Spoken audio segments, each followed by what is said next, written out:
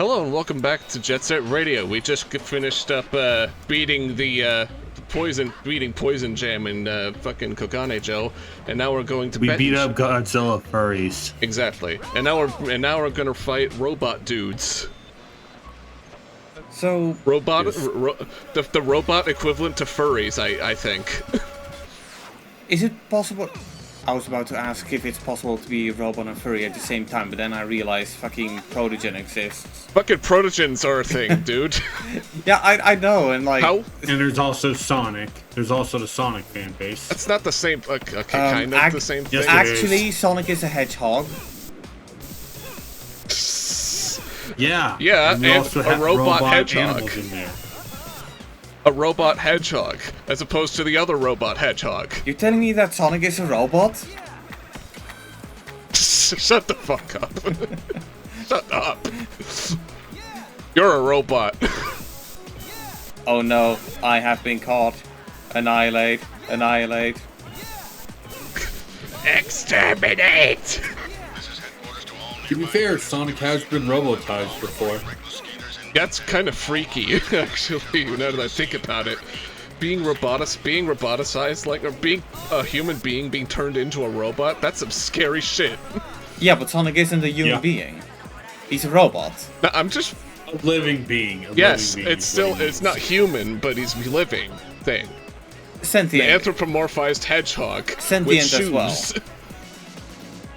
Yes. I don't know, like I'm gonna be honest. Whenever I think of the Sonic fan base, I mean, I don't know if it's something I should be gloating about, but I've probably seen some things that you guys haven't seen, and like, say being turned into a robot, it's not the worst there is. Have you seen that one ROM hack of Sonic 1? Yes, I have. You're talking about the one where the rings are onion rings, right? No. Sonic gets fatter. Oh yeah, that, yeah. Yeah. It's like, Christ. Sorry, whenever I think about the concept of a living thing being roboticized, I keep harking back to that bit in Superman 3. If anyone's seen that. Remind me. It's the worst Superman movie ever made. No. Remind me what you mean. I mean, like, there's a scene in Superman 3 where, like, one of the henchwomen gets sucked into this like sentient machine, and then you just see like an image of like a horrified like woman just having like wires and circuitry and like gray paint all over her. Oh yeah. Yeah, that's scary. You can't tell me. I mean, it's not the worst thing in the world, but it's definitely the scariest thing in the world. I don't know. I still feel like the scariest. I probably shouldn't finish that sentence. It's one of the scariest things. Yeah. But everybody knows that the real scariest thing in the world is when you run out of toilet paper.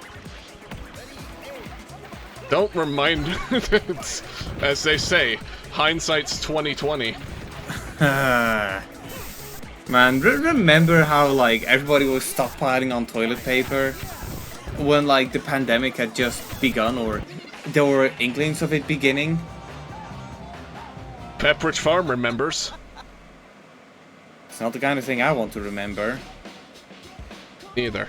I legitimately hope that COVID is not going to be picked up in the history books. Turns out it was a noise tank from You know it will.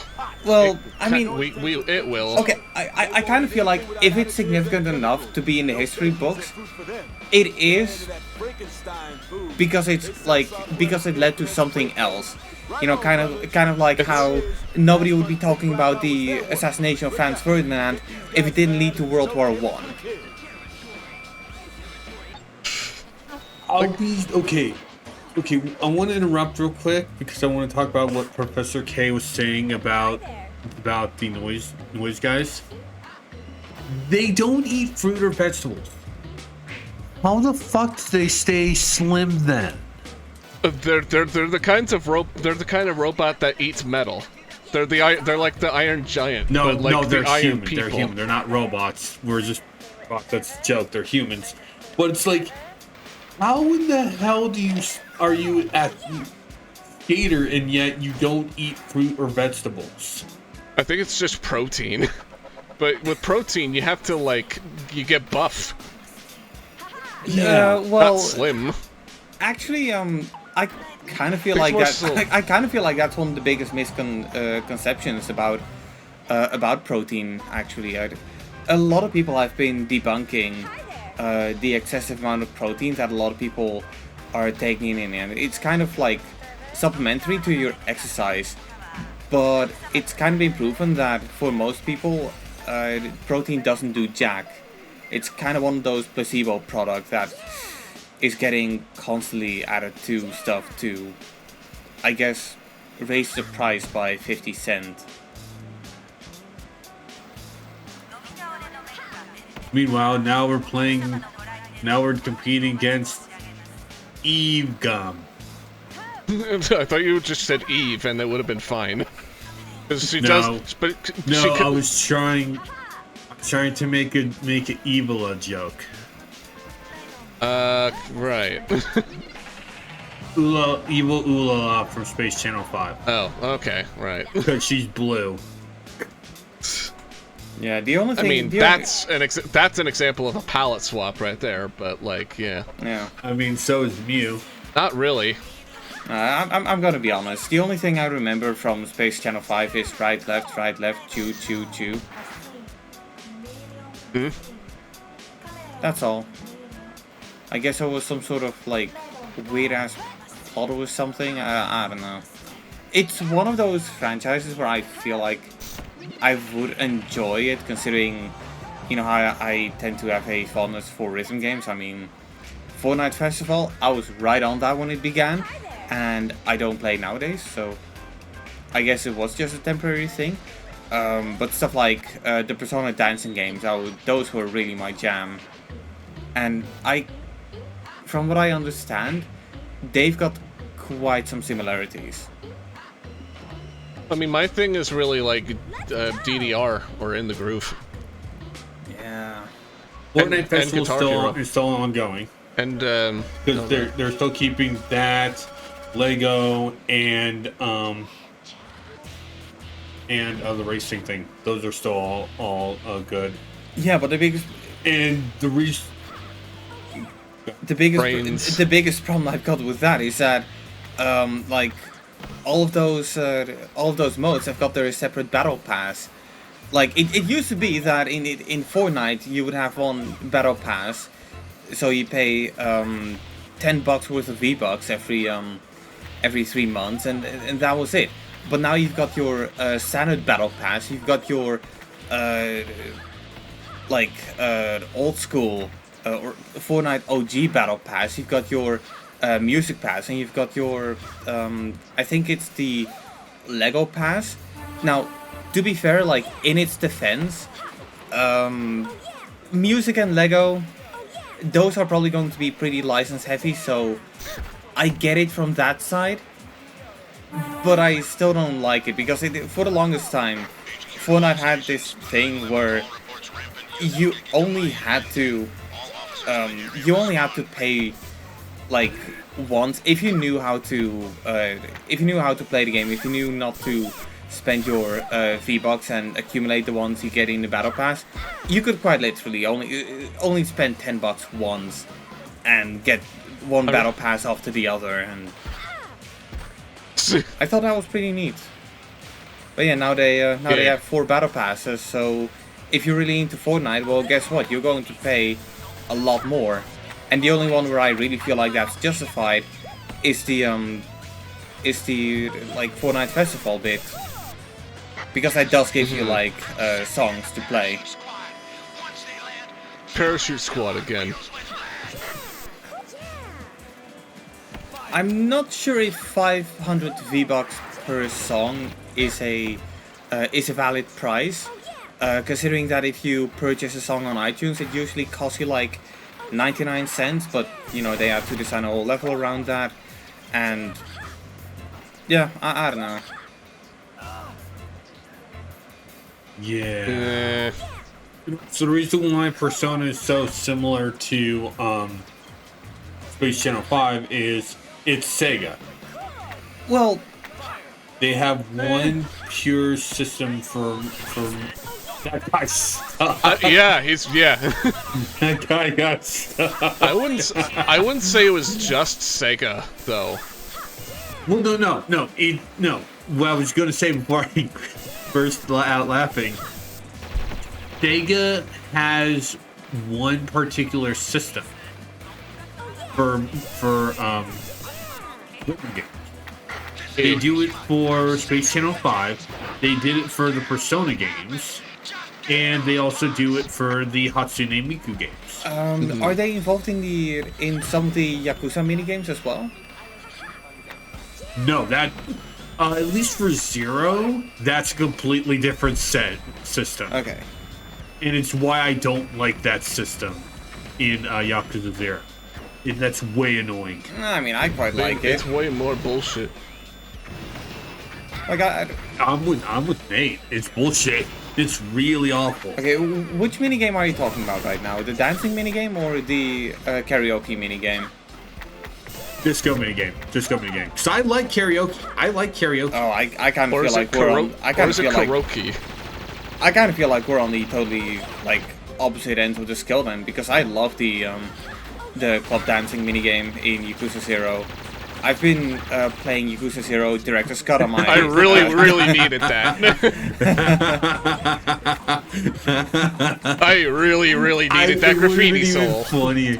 It would have been really funny if the gunner launched you into the soul. That I know. But instead, it kind of launched me up to the awning, which would reach me to the soul, which is actually kind of better. It's handier. Yeah. But yeah, no, I've been playing Zero Director's Cut on my Switch too, because, you know, I'm only human, you know, and I like Yakuza 0. It was my gateway into the franchise, and even though I kind of feel like I'm dealing with some franchise burnout, I still felt inclined to pay full price for Yakuza 0. Has that come out? Has Director's Cut come out for the other consoles yet? No. It's a timed exclusive thing, from what I understand. And for the time being, the Switch... okay, look, I'm gonna be honest. The Switch 2 deserves the exclusivity for the time being. Because Sega, because the Yakuza franchises ignore the Switch or the Nintendo console lineup for the longest time. They once tried to get 1 and 2. No, I think the original they versions didn't. on the No, Wii, they didn't. Wii. They brought Yakuza 1 and 2 Good. HD to the Wii U. Only in Japan they didn't bring the broad. Okay. Okay. What was HD? But then they Okay. also didn't bring the PS3 version abroad. So yeah. This was in a time where Yakuza wasn't as popular, but yeah, I do like playing Yakuza 0 on my on the Switch too, but I'm gonna be honest, not the game I wanted to see. I would have loved to see time. one of the Infinite Wealth. not It's time to rescue Dog. not Infinite Wealth. What I would have liked to see either Kiwami 2 or Judgment, and for one simple reason, Okay. because of the Dragon engine. You want to see the Switch 2 running the Dragon? Yeah, Okay. I forgot that 0 is not Dragon Engine. I actually forgot about that. I didn't. I think 0 was on the same engine as Yakuza 5, or a similar engine to Yakuza 5. Yakuza 5 kind of laid the foundation to what was going to be the engine for Yakuza 0, and then Kiwami used the 0 engine as well. But then Kiwami was basically just a more extreme version of Yakuza 0, disguised as a more extreme version of Yakuza 1. And I mean, Isn't that what Kiwami is, though? I do think it's pretty cool that they... Kiwami is basically just a redoing of 1, just like Kiwami 2 is It's a redoing of 2. Yeah, I know that. Yep. Yeah, but Kiwami 2 is significantly different over Yakuza 1, or Kiwami 1, because of the use of the Dragon engine.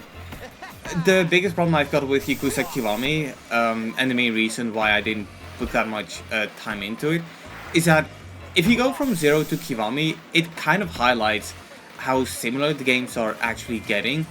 And it gets to a point where I feel like even though the Yakuza games are absolutely packed, they'll feel awfully budgeted at times. Like, I'm not getting to a point where I say play one Yakuza game, play them all. But I'm also not saying that. Now, I do feel like I felt that the most when I played Like a Dragon Gaiden, the man who erases... I don't like that name, but Like a Dragon Gaiden. The man who erased his name. 007 Kazuma Kiryu. How the hell did he do that? Yeah. How did he do that? I want to know. I want to erase names. You know, it's kind of funny though, because that game kind of highlights the identity crisis that Yakuza seems to have. Sounds about right. Yeah, that sounds about very introspective. Yeah. I mean, I'm so grateful that my cousin got me a pre-order of the game for my birthday.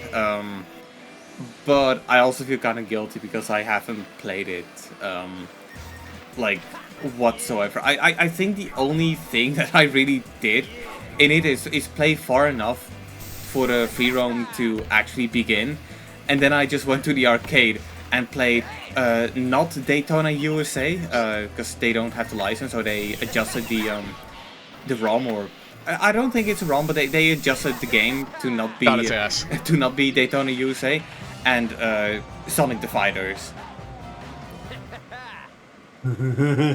Yeah. Oh my god. Every time I hear Sonic the Fighters, I'm just immediately harken back to Sonic Gems Collection. It's like one of the first GameCube games I got on the GameCube, and that was when I was going on a retro gaming phase. I mean, it's not really a phase, but like it's more like a Then you're reminded of hobby. Honey the Cat. What? Then you're reminded of Honey the Cat. No.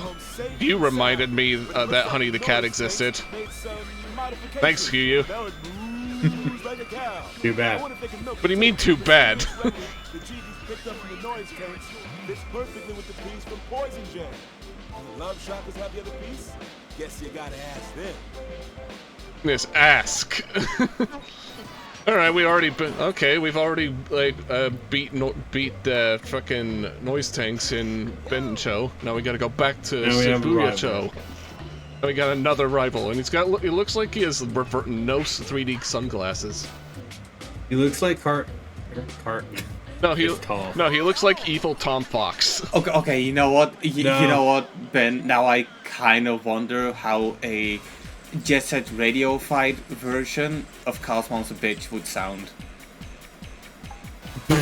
Just in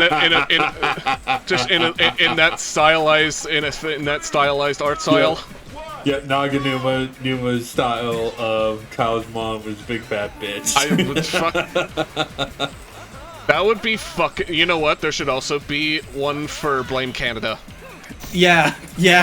No. Let's Fighting Love. Let's Fighting Love. Nah. Need it. Just send the entire soundtrack into Jet Set Radio. Yeah, the entire soundtrack of Bigger, Longer, and Uncut. Just Jet Set Radioified, or just heavily stylized to look like it. Yeah. To look all like comic booky and shit. I mean, there are people that have modded Bomb Rush Cyberpunk. I know. Maybe we can get someone mod the South Park Boys into the game. Jesus Christ.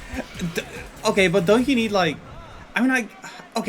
I guess Snow Day would have the 3D models to export. Too bad it's a shit game. Well, yeah, but it's a 3D game.